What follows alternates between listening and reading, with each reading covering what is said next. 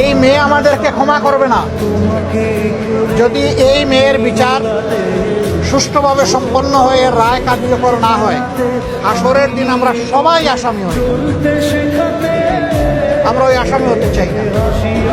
একথা বারবার বলেছি আমরা যে এরপরেও আর এই ধরনের দেখতে চাই, কিন্তু না, হয়েই চলছে, বন্ধ হচ্ছে না। তার মূল কারণ হলো বিচারের নামে অবিচার, বিচারের নামে দীর্ঘসূত্রিতা এবং বিচারের নামে তামসা।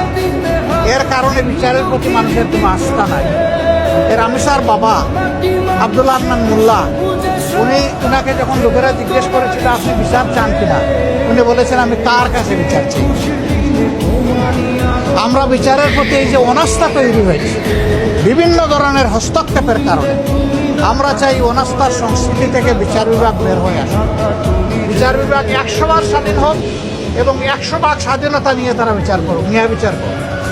আমরা ওইটাই দাবি করি। আমরা সারা বাংলাদেশের জনগণের পক্ষ থেকে এই দাবি জানাই যে রামিসার এই বিচার অতি দ্রুত সম্পন্ন করে, যেহেতু সে স্বীকার করে নিয়েছে এবং এইখানে অন্য কোনো আলামতের প্রয়োজন নেই, আলামত একদম স্পষ্ট, সে এবং তার স্ত্রী এখান থেকে কোনোভাবেই রক্ষা পেতে পারে। এই দুইজনকেই বিচারের আওতায় আনতে হবে। এখন দানাই পানাই করার জন্য আরও কার নাম বলতে পারে, বিচারকে দীর্ঘসূত্রে করার জন্য নাম বলতে পারে, এটি একটা চক্রান্ত। কোনো শয়তান হয়তো এগুলো শিখাইও দিতে পারে। আমরা ওই সমস্ত বিচার নিয়ে, রামিসার বিচার নিয়ে কোনো তামসা করা হোক, এটা আমরা চাই। আজকে তার বিচারের প্রক্রিয়া শুরু হওয়ার কথা হয়তো।